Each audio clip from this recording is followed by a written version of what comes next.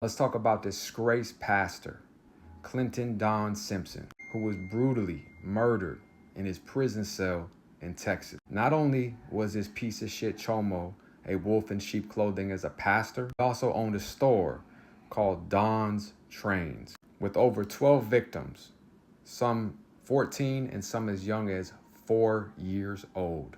He would have them come to his little miniature train complex where he was a wolf in sheep clothing, a pastor, a guy that owned a child's toy shop, would destroy lives as this demon from 1991 to 2007, would isolate his victims, even doing it after church, before church, and having parties for some of these children at the church. It's like the oldest saying, if you want to know who's robbing the houses in the neighborhood, go find the security that works there. You cannot put your guard down for a second.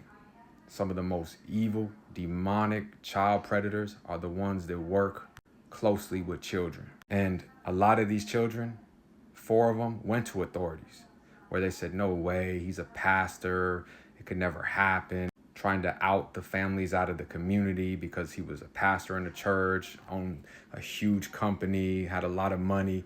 So they shut up. Never shut up. This is what we do to these Chomo motherfuckers.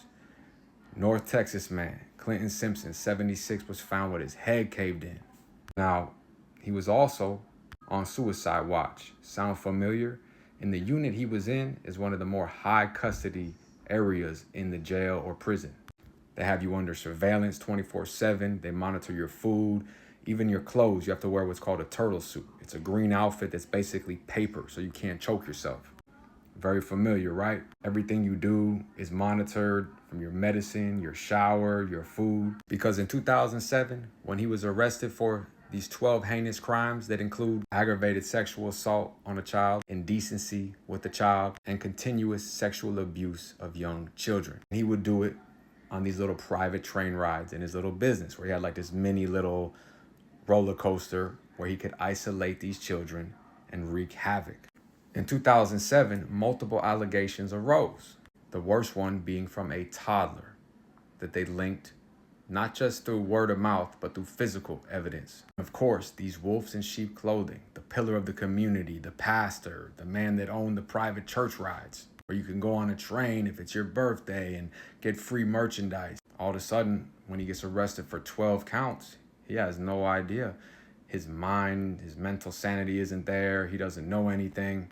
So he was in and out of court from 2007 to 2018 until they proved he's sane and he's a sick fuck, as he was recorded talking to one of his visitors in a cunning, disgusting way, almost mocking the system at how he might get out and enjoy his golden years. Well, he did enjoy his golden years because in July of 2018, they put him back in the regular pod of the prison, where he freaked out, tried to commit suicide, and they put him in the suicide unit, where by accident, this man here, Faustino Flores, who his own brother warned the prison, look, man, my brother has schizophrenia, hallucinations. He needs to be in his own cell. Like his brother said, how could he be put in the cell with a wheelchair-bound man accused of child molestation who was being housed for his own protection? And it happened in November 2018, less than 5 months of him being put in the regular prison. The Chomo piece of shit wolf in sheep clothing would receive 20 blows to the head, getting beat to death. He was labeled as the county's most notorious child molester, a man that used God. He used all the things that are supposed to be righteous, a kid's happiness, toys and rides and God and church, as a way to infiltrate the families, infiltrate the community, and do demonic shit, destroy people. And an accident happened. A man with schizophrenia, paranoia, who's not supposed to house with anyone, gets put in a cell with the dude that's not only on suicide watch, but also protective custody for the 12 counts of molesting kids as young as 4 years old. Where in a suicide watch, where they monitor everything you do, the man beat him to death with at least 20 blows to the head, 7 of them were him slamming his head onto the cement. And then you read things and understand how evil this whole shit is. Let me just read a little bit of this man's obituary. Frances Bobo of Bedford, who was known the family for more than 20 years, told the paper she was shocked to hear that Simpson was killed. You were shocked that a man who molested 12 beautiful children was beaten to death? I would be more shocked that a pastor who is supposed to protect our children is doing this in a company that he bought to give kids happiness on his own rides in his own train store. But let's see what else she had to say. He was a wonderful family man who was very kind. He so loved God and his family. Oh yeah, clearly, because a man that would take a pastor role who deals with vulnerable people and a lot of vulnerable situations and targets kids that are just naturally vulnerable and mixes it all together was definitely a man that followed the laws of God. And of course he loved his family.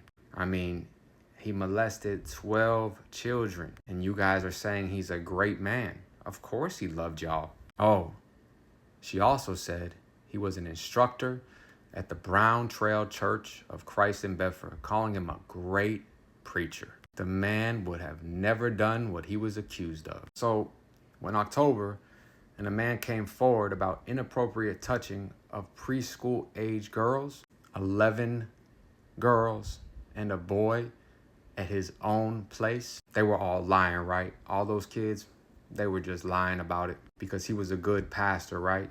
Yet they left this out of the obituary, that no one will shed a tear for someone that preyed upon society's most vulnerable. Such crimes are amongst the most repulsive imaginable. Did we forget to add that to the obituary?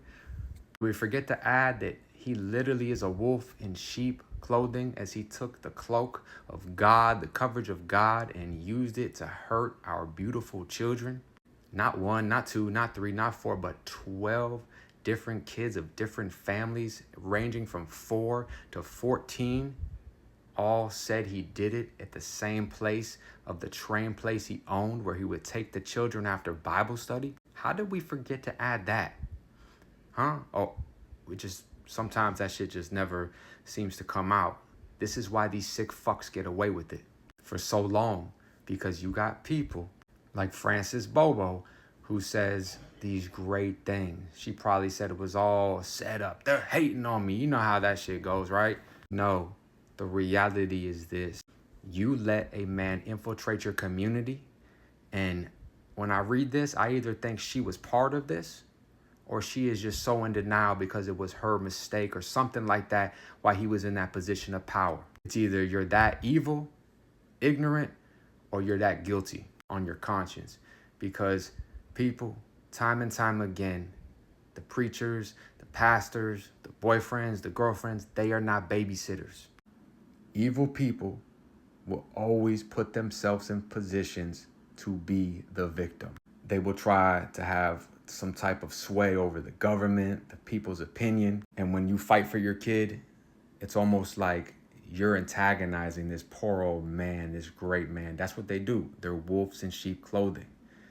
Do not trust anyone, from a cop to a Boy Scout leader to a coach. You must watch everything, every encounter, every person your child is around. And if anything is off, if anybody says anything, it doesn't matter how you look to the community, you go to war.